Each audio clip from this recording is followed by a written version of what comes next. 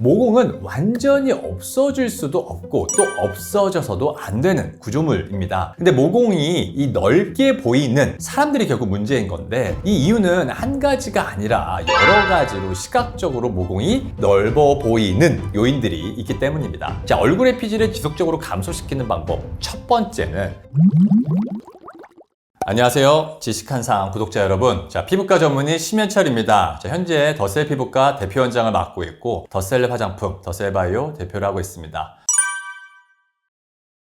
자, 모공이라는 건 털의 구멍을 말합니다. 이 털이 자라는 이 구멍에는 피지선이라는 게 연결이 되어 있으므로 피지가 배출되게 됩니다. 이 모공에서 땀이 분비된다고 아시는 분들이 많은데, 이 땀구멍은 이런 피지가 나오는 모공구멍과 다른 구멍입니다. 모공은 현재까지의 연구에서는 이 피지의 양에 비례합니다. 즉, 선천적으로 피지 양이 많으면 모공이 넓은 것이고 또 적으면 모공이 작은 것입니다. 자, 여기서 중요한 건 모공은 완전히 없어질 수도 없고 또 없어져서도 안 되는 구조물입니다. 근데 모공이 이 넓게 보이는 사람들이 결국 문제인 건데, 이 이유는 한 가지가 아니라 여러 가지로 시각적으로 모공이 넓어 보이는 요인들이 있기 때문입니다. 그래서 이 넓게 보이게 하는 이유들의 본인이 어디에 해당되는지를 알면 이 모공이 작게 보이게 할 수 있는 것입니다. 제가 방금 모공이 넓게 보이는 이유가 여러 가지라고 말씀을 드렸었죠. 첫 번째는 피지 분비의 원인입니다. 사실 가장 대표적인 이유인데, 모공은 이렇게 말랑말랑한데 안에 이렇게 구멍이 있는, 마치 오뎅과 같은 조직이기 때문에 안쪽에서 나오는 이 피지가 분비량이 많다면 구멍은 점점 넓어질 수밖에 없습니다. 사춘기가 지나면서 이 피지 분비량이 점점 증가되면 모공이 넓어지기 때문에 특히 젊은 분들의 모공 치료를 할 때는 이 피지를 조절해 주는 것이 중요합니다. 자, 두 번째는 이 모공의 안쪽의 원인입니다. 즉, 모공 안쪽에 이 탄력도가 감소하면서 느슨해지는 것을 말하는데, 나이가 들면 모공 주변을 이렇게 둘러싸고 있는 콜라겐이나 이 엘라스틴이 감소하게 되면서 모공을 꽉 조여주는 성분들이 감소하게 되면 느슨해짐으로 모공이 넓어지게 됩니다. 세 번째는 이 모공의 입구 부위의 원인입니다. 많이 간과되는 것이 바로 이 모공 입구의 원인인데, 자, 이것은 또 5가지로 나눌 수가 있습니다. 첫 번째는 이 모공에 있는 블랙헤드인데, 블랙헤드란 피지가 이렇게 덩어리를 이룬 것이 공기 중에 이렇게 끝이 산화가 되면서 입구 부분이 검게 보이는 것이거든요. 근데 일반 분들이 이 모공이 넓은 게 다 블랙헤드고 이것 때문에 넓어져 보인다고 생각을 해서 막 코팩을 막 계속 하고 막 관리실에서 계속 막 아쿠아필만 주구장창 받으면서 왜 내 모공은 안 줄어들지? 막 이러시는데, 당연하겠죠. 넓어져 보이게 하는 이 여러 가지 이유들 중에 한 개인 것입니다. 두 번째는 모공 입구 부위의 색소 침착입니다. 얼굴이 하얀 분들 중에 모공 입구의 색이 이 피부톤과 동일한 사람은 실제로 모공이 넓더라도 모공 치료의 필요성을 못 느끼는 경우가 많습니다. 자, 반면에 이 모공 테두리 부분에 색소 침착이 이렇게 두드러지게 있는 분들은 실제로 모공이 이렇게 넓지 않더라도 이렇게 넓다고 느낄 수가 있는 것이죠. 자, 세 번째는 모공 입구의 털 때문입니다. 우리가 거울을 자세히 보면 모공 사이사이에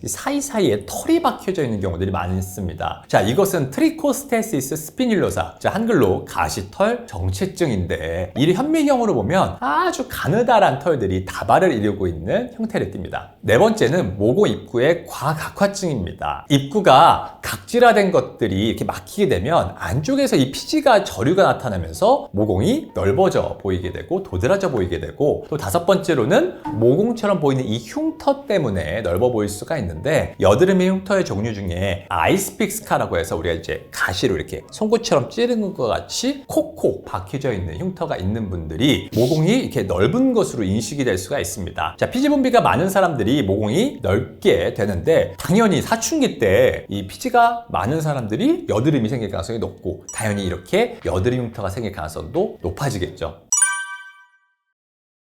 그럼 모공을 넓게 하는 안 좋은 생활 습관을 살펴보면 첫 번째는 이제 피지를 증가시키고 여드름을 잘 발생시키는 음식을 조심해야 된다는 것입니다. 자, 어떤 음식은 최근에 많이 먹으면 여드름이 많이 생기고 우리가 특별히 그때 따라서 막 유독 개기름이 많이 나는 것처럼 느껴지는 날 있으시죠. 그래서 그런 음식 중에서는 첫 번째로는 이제 정제 탄수화물이 있는데 이 정제 탄수화물이 풍부한 음식으로는 뭐 흰 밀가루로 만들어진 빵, 뭐 시리얼, 뭐 디저트 이런 것들도 있고 뭐 흰 밀가루로 만들어진 파스타 같은 것들, 그리고 흰 쌀밥이나 뭐 쌀국수, 그리고 뭐 소다, 뭐 이런 뭐 당이 들어있는 음료수. 두 번째로는 우유, 뭐 요거트와 같은 유제품이 있을 수가 있고요. 또 세 번째로는 유청 단백질, 우리 웨이 프로테인 파우더가 있습니다. 이 유청 단백질은 중요한 식이 성분으로 우리가 루신이나 글루타민을 풍부하게 만들어주는데 이러한 것들이 피부 세포를 더 성장하게 하고 더 빠르게 분화시켜서 여드름 발생을 더 증가시킬 수가 있고요. 또한 이렇게 유청 단백질의 아미노산이 몸에 인슐린을 더 높은 레벨로 생산하도록 자극을 해서 이렇게 여드름 발생이나 이런 것들에 기여를 해 모공이 더 넓어 보일 수가 있습니다. 두 번째로는 화장품을 바르거나 클렌징하는 생활 습관을 조심해야 됩니다. 20, 30대에 모공이 넓은 사람들이 자꾸 막 땡땡 제품을 써가지고 모공을 수축시켜야 돼 라는 막 이런 광고에 막 현혹돼가지고 이런 땡땡 막 모공 크림 같은 걸 바르면 안 그래도 피지 분비가 많은데 여기다가 막 리치하고 막 고농축된 화장품 막 덧바른다고 생각해보세요. 자, 모공이 더 막게 돼서 모공을 더 넓게 할 수가 있습니다. 최대한 이 피지 분비가 되는 통로를 막지 않으면서 보습을 해주는 게 중요한데 일단 첫 번째로는 화장품의 개수를 줄여야 됩니다. 자, 화장품 회사들은 화장품들을 많이 쓰게 해야 됩니다. 야, 크림만 사면 안 되죠. 자, 수분크림, 뭐 미백크림 한 개가 아니라 여러 개를 사야 하니까 각종 막 기능성을 강조하고 하면서 한 번에 여러 개를 바르도록 하지만 우리가 모공이 넓은 사람들은 이불의 비유를 한다면 이 두꺼운 이불을 막 4중 5중으로 계속 한 번 바를 때마다 덮으면 어떻게 될까요? 피지가 나오는 입구가 찐득거리게 되는 이러한 화장품들의 여러 개들로 막혀게 되면서 피지 저류가 나타나며 모공이 더 넓어 보일 수가 있는 것입니다. 자, 그래서 두 번째로 강조하는 건 가벼운 타입을 자주 바르라는 것입니다. 자, 모공이 넓은 사람들은 리치한 크림보다는 좀 가벼운 타입의 크림으로 자주 발라주는 것이 좋습니다. 우리가 이불의 비유를 해보면 이불을 딱 아침, 저녁으로 이렇게 4겹, 5겹씩 이렇게 해서 딱 맞게 하는 게 아니라 안에 피지가 저류되지 않게 한두 겹 정도 이불을 대신 계속적으로 덮을 수 있게 하는 것이 중요합니다. 세 번째로는 피지를 닦아낼 수 있는 세안제를 선택하시는 것이 중요합니다. 모공이 넓은 사람들은 피지가 많다는 뜻이지만 또 한편으로는 이 피부 표면에 함몰, 고랑, 홈들이 많은 것이죠. 즉 메이크업을 하거나 선블록을 했었을 때 입자들이 더 잘 낄 수가 있습니다. 자, 그래서 클렌징을 할 때 어느 정도 확실히 들어가야 하는데 얼굴에 뭐 우리가 순한 뭐 클렌저, 뭐 pH가 낮은 화장품들을 시중에서 하도 이렇게 강조를 하다 보니까 피지와 모공구멍 안에 화장품 성분들을 잘 닦아내지 못하는 경우를 임상적으로 자주 보게 됩니다. 그러므로 어느 정도 피지를 이렇게 닦아낼 수 있는 클리닝 제품을 선택하시는 것이 중요합니다. 자, 세 번째로는 짜는 습관을 조심해야 됩니다. 모공이 넓다고 오시는 20대, 30대 분들이 굉장히 많으신데 자, 이러한 분들이 과연 이렇게 모공 주변에 우리가 들어온 것처럼 탄력도가 떨어져가지고 막 모공이 막 늘어져서 넓어지는 걸까요? 자, 많은 분들이 화장품 광고를 보고 막 바르면 모공이 쫙 막 쭉 막 조여들 것이라고 생각을 하지만 실제로는 20, 30대 환자분들은 아직 인생에서 콜라겐의 밀도가 가장 높은 시기입니다. 즉 이러한 분들은 모공이 넓은 이유는 첫 번째는 피지가 이제 많거나 두 번째는 모공성 흉터인 것입니다. 자, 이 모공성 흉터는 흉터 자체가 이 송곳형 모양으로 날카롭게 파인 것이니까 사람들이 여드름을 잘못 짤 때 생길 수가 있습니다. 자, 모공은 왜 넓다고 했었죠? 피지의 양에 비례한다고 했습니다. 결국 이 피지를 줄이는 것이 포인트가 돼야 됩니다. 자, 그럼 첫 번째로는 얼굴의 피지를 지속적으로 감소시키기입니다. 자, 피지는 유전적으로 이렇게 딱 결정이 되면 안타깝지만 나이가 들어서도 크게 감소가 되지 않아요. 자, 가끔 어르신분들이 뭐 나이가 드니까 너무 건조하고 땡겨서 피지가 엄청 줄었어, 나는 지성이었는데 건성으로 바뀌었어, 뭐 이런 분들이 계신데 피부의 수분량이 감소되는 거지 피지의 피지의 양은 거의 감소가 되지 않습니다. 자, 얼굴의 피지를 지속적으로 감소시키는 방법 첫 번째는 바로 피지를 충분히 닦을 수 있게 세안하는 것입니다. 피지 발달이 많은 분들, 여드름이 심한 분들 중에 자꾸 막 물로만 세안해라, 뭐 약산성 세안제만 써야 한다, 뭐 순한 세안제이다, 뭐 라는 말만 믿고 사용하시는 분들이 계신데, 실제로 pH가 낮은 건 피부 장벽엔 당연히 도움이 되지만 우리가 피지나 이 화장품들을 닦아내는 세정력이 굉장히 떨어지게 됩니다. 실제로 이걸 잡기 위해서 화장품 회사에서는 막 계면활성제를 높이는 경우들이 있는데 그래도 세정 능력이 떨어지게 됩니다. 그래서 피지 발달이 많은 분들, 물론 홍조가 너무 심하거나 막 아토피가 너무 심한 이런 피부 장벽이 약한 분들을 제외하고는 무조건 약산성 세안제를 사용하는 것을 저는 권하지는 않고 아침에도 어느 정도 폼 클렌저로 세안하는 것을 추천을 드립니다. 두 번째로는 메이크업이 되는 시간을 최대한 줄여라 입니다. 자, 메이크업이라는 피부를 커버업하는 제품들에는 대부분 뭐 징크 옥사이드, 티타늄 디옥사이드와 같은 자외선 차단 물질과 함께 우리가 살색을 띠게 하는 아이언 옥사이드가 포함되는 경우가 많습니다. 자, 그리고 메이크업 제품들은 대부분 오일 베이스, 즉 기름입니다. 물이라면 다 흡수가 되어야 되는데 그렇지 않죠. 피부를 덮고 있는데 제가 실험실에서 이 세안 이후에 이 모공 입구에 화장품들의 입자들이 절유된 것을 측정을 해보면 와, 정말 엄청납니다. 특히 약산성 세안제, pH가 많이 낮춰서 우리가 순하다고 홍보하는 제품들 다 끼웠을 때 잘 못 닦아내는 경우가 많습니다. 특히 모공 입구에 입자 절유가 엄청나게 일어납니다. 하루에 메이크업을 아침 8시에 하고 나서 저녁 6시에 들어와서 바로 닦아낸다 할지라도 벌써 10시간 동안 피부 표면에 모공을 막고 있는 겁니다. 자, 엄청나지 않나요? 자, 24시간 중에 10시간이나 이 모공의 기름통에서 기름이 배어나오는 입구를 계속해서 막고 있는 거예요. 피지가 절유가 안 될 수가 없겠죠. 즉, 하루에 메이크업이 되어 있는 시간을 최대한 줄이는 것이 중요합니다. 자, 세 번째로는 보습제의 개수를 줄입니다. 모공에 도움된다, 뭐 피부를 진정시킨다, 뭐 이렇다 저렇다 해서 자꾸 화장품들을 여러 겹으로 바르는 사람들이 많은데 모공 입구 쪽에 유분기가 많은 화장품들은 이 원활한 배출을 막을 수 있고 이것이 피지를 절유시켜서 모공을 더 넓어 보이게 할 수가 있습니다. 그러므로 보습제 개수를 줄이되 이 똘똘한 제품을 선택을 해서 빈도수로 자주 발라줘서 이 건조감을 극복하는 습관을 들여야 합니다. 실제로 병원에서 이렇게 교육시킨 것만으로도 굉장히 피부가 좋아지는 분들을 매일 경험을 합니다. 자, 네 번째는 클렌징 오일을 적절하게 사용을 하고 바로 히알루론산 앰플을 발라주라는 것입니다.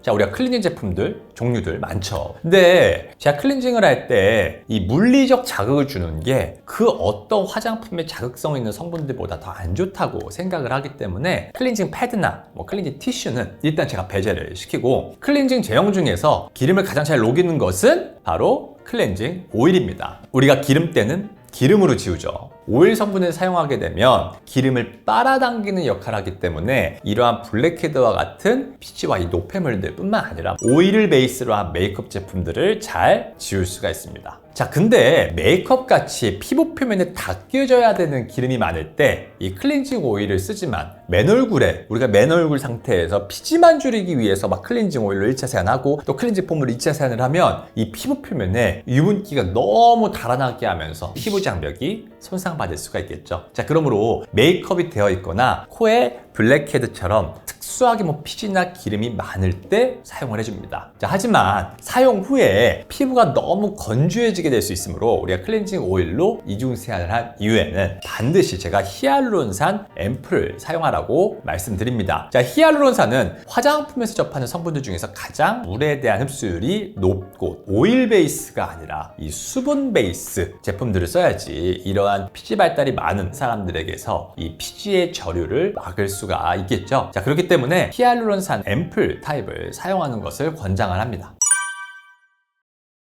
각각의 원인에 대한 치료가 결국 모공을 작아 보이게 하는 치료의 핵심이 되겠습니다. 자, 그럼 첫 번째로는 이 피지 분비의 원인, 즉 피지를 감소시키는 것입니다. 피지를 감소시키는 방법에는 몇 가지가 있는데 제가 제일 선호하는 방법은 아그네스 등의 이 피지 파괴술을 통해서 얼굴의 과다한 피지를 선별적으로 파괴를 시키는 것입니다. 자, 두 번째는 모공 안쪽의 원인인데 이 모공 주변의 콜라겐을 증가시키는 것입니다. 우리가 30대 이전까지는 피지 분비량의 증가로 늘어나는 경우가 많다고 한다면 이 30대가 넘어서부터는 피지 분비량의 증가와 함께 이 노화로 인한 모공을 조여주는 콜라겐의 감소로 이 모공 주변에 결국 탄력도가 떨어지게 되면서 이런 식으로 늘어나게 됩니다. 이런 식으로. 자, 그러므로 모공 주변의 콜라겐을 증가시키는 것이 중요합니다. 자, 그래서 첫 번째로는 콜라겐 형성 주사가 있는데 최근에는 모공 치료를 피부 장벽 손상 없이 하는 방법에 대해서 끊임없이 개발이 되고 있는데 이러한 것들 중에 각광받고 있는 것이 바로 콜라겐 형성 주사입니다. 제가 요즘에 병원에서 밥 먹듯이 하는 시술이 바로 이러한 콜라겐 형성 주사를 이용한 모공 치료법인데요. 예전에는 피부에 또 하나의 흉을 줘서 살이 차오르는 효과를 이용해서 넓어진 모공을 치료하려고 했다고 한다면 요즘에는 이렇게 피부 장벽, 표면에 있는 피부 장벽의 손상 없이 콜라겐을 채우는 시술들로 변화되고 있습니다. 대표적으로는 주베룩과 같은 PDLA라는 물질이 있습니다. 자, 이러한 PDLA라는 물질을 피부 안쪽에 넣는 방법이 중요한데 어떻게 피부 안쪽으로 넣어주냐에 따라서 치료 경과가 달라지게 됩니다. 사실 여기서는 시술자의 치료 노하우가 굉장히 중요하게 작용을 합니다. 자, 두 번째로는 레이저 치료가 있습니다. 예전에는 프락셀 레이저가 전통적으로 많이 사용해 왔습니다. 자, 프락셀은 쉽게 생각하면 피부 안쪽에 자극을 주어서 새로운 피부가 재생될 수 있도록 하는 원리입니다. 하지만 여기서 중요한 점이 굉장히 깊은 층까지 레이저 빔이 침투되는 이 프락셀이나 아니면 우리가 박피술 많이 들어보셨죠? 이런 박피술과 같은 공격적인 치료로 피부 장벽에 손상이 생기면서 레이저 후에 홍조 현상이 생기는 문제가 많았기 때문에 반드시 주의해야 합니다. 그래서 전 이런 레이저를 사용할 때는 피부 표면에 손상을 주는 장비들이 아닌 최대한 이렇게 표면을 살리는 레이저들을 주로 사용을 합니다. 세 번째로는 고주파 치료가 있습니다. 피부 탄력을 증가시키는 고주파 장비의 원리는 피부에 결국 열자극을 줘서 콜라겐 형성을 증가시키는 것입니다. 요즘에 고주파 장비들은 피부 모공 주변에 화상을 입지 않고 선별적으로 이 부위에만 열 에너지를 집중해서 콜라겐을 증가시키는 장비들이 발달되어 있습니다. 자, 세 번째는 아까 말씀드렸던 모공 입구 부분의 원인을 해결하는 겁니다. 그 중에 첫 번째가 뭐였죠? 모공에 있는 블랙헤드를 치료하는 건데 이 블랙헤드는 결국 피지의 저류가 돼서 생기는 것이므로 앞에 설명했던 피지를 줄이는 치료와 함께 피지를 파괴하는 레이저 등을 해볼 수가 있습니다. 자, 두 번째는 모공 입구의 색소 침착을 치료하는 건데 모공 테두리 부분에 색소 침착이 두드러지게 있는 분들은 실제로 모공이 아주 넓지 않더라도 넓다고 느낄 수가 있기 때문에 모공 주변에 레이저 톤이 같이 들어가줘야지 이 두드러지게 보이는 현상을 감소시킬 수가 있습니다. 자, 세 번째는 모공 입구의 이 털의 치료입니다. 모공 사이사이에 털이 박혀 있는 경우는 트리코스테시스 스피뉴로사인데 이는 현미경으로 보면 아주 가느다란 털이 다발을 이루고 있기 때문에 이러한 경우 제모가 되는 파장대 레이저를 사용해서 이러한 병변들을 제거해 볼 수 있습니다. 네 번째는 모공처럼 보이는 흉터를 치료하는 건데 이 여드름 흉터 중에서 아이스픽스카 이렇게 송곳형 흉터인 경우도 모공이 늘어난 것으로 인식될 수 있다고 했죠. 그러므로 이렇게 흉터로 인해 모공이 넓어져 보이는 경우는 다양한 흉터 치료를 통해서 개선해야 됩니다. 피지를 감소시키는 방법에는 몇 가지가 있는데 자, 대표적으로 알려진 먹는 약은 이소트레티노인입니다. 자, 하지만 임신 예정이어서 약을 쓸 수가 없거나 우리가 홍조나 예민한 피부의 경우에 또 아토피가 있는 피부의 경우 이러한 피지를 먹는 약으로 줄일 경우에 이 증상을 악화시킬 수가 있습니다. 자, 먹는 약으로는 피지를 줄이는 유일한 약인 이소트레티노인은 전신에 있는 피지를 다 줄이므로 피지가 과다해서 미용적으로 고민인 얼굴의 특정 부분뿐 아니라 이 전신의 피지가 다 감소하게 돼서 지속적으로 드셔본 분들은 아시겠지만 막 눈도 뻑뻑하고 막 몸이 간지럽거나 입술이 심하게 갈라지거나 심한 경우 습진이 생기기도 합니다. 자, 그래서 먹는 약은 주의해서 사용해야 합니다. 모공 치료를 하면 줄어들었다가 다시 넓어졌다고 하는 사람들이 많습니다. 자, 왜 그럴까요? 피지가 다시 분비를 계속 반복적으로 하고 있기 때문에 여러 외부 요인에 의해서 예를 들면 날씨가 더워져요. 자, 그러면 피지 분비량이 증가하니까 또 반복적으로 피지 분비가 증가하니까 모공이 넓어질 수가 있겠죠. 자, 그러므로 피지 양을 줄이고 주변 조직을 타이트닝 시켜줬다면 그 이후에도 다시 피지가 증가하거나 모공 안쪽에 이 피지가 저류되지 않도록 유지를 시키는 것이 중요합니다. 자, 이렇게 모공 안쪽에 피지가 자리를 차지해서 모공이 넓어져 보이지 않게 하려면 피지가 완전히 닦여지도록 클렌징하는 것이 중요합니다. 제가 항상 환자분들에게 강조하는 것이 모공이 발달되어 있고 트러블이 잘 생기는 사람들은 화장품의 개수를 과감히 줄여라 입니다. 이해하기 쉬운 비유로 건조한데 모공이 발달된 분들 많이 있으시죠? 건조한 피부 자체를 제가 마른 땅에 비유를 합니다. 자, 그곳에 이렇게 기름샘이 콕콕콕 박혀있는 상태를 피지가 많은 상태, 즉 지성인 피부 상태, 모공이 발달된 상태로 제가 예를 듭니다. 땅 자체가 말라 있어서 그곳에 수분이 날아가지 않게 뭔가 촉촉한 것을 땅 위에 발라주는 행동을 우리가 보습제를 바르는 행동에 제가 비유를 합니다. 자, 근데 너무 유분기가 있는 오일리한 물질들을 계속 덮으면 어떻게 될까요? 요 땅에서 요 기름샘들도 막히게 되겠죠. 즉 피지가 막히는 것을 의미하고 여드름도 더 잘 생길 수 있는 것입니다. 유분기가 많은 오일 같은 성분이나 팩 등을 아주 자주 해주는 경우에 이 피부 바깥층에 수분 공급을 하는 것을 넘어서서 이 모공구멍에 피지가 저류돼서 트러블이 더 생길 수 있기 때문에 항상 본인 피부층을 모이스처라이징 해줄 수 있는 타입을 딱 정한 다음에 개수를 최소한으로 바르라고 말씀을 드립니다. 자, 즉 모공이 발달된 사람들의 경우에는 번들번들하게 막 물광 나 보이게 보습제를 바르는 것이 좋은 것이 아니라 보습제를 싹 바르고 나서 땡기지도 않고 번들거리는 느낌도 없는 정도의 상태가 유지될 수 있는 제품을 찾는 것을 바르고 개수는 무조건 최소화해야 됩니다. 자, 그리고 이 빈도수를 조절을 해서 본인의 피부 타입이나 현재 피부 상태에 맞게 조절할 수 있어야 합니다.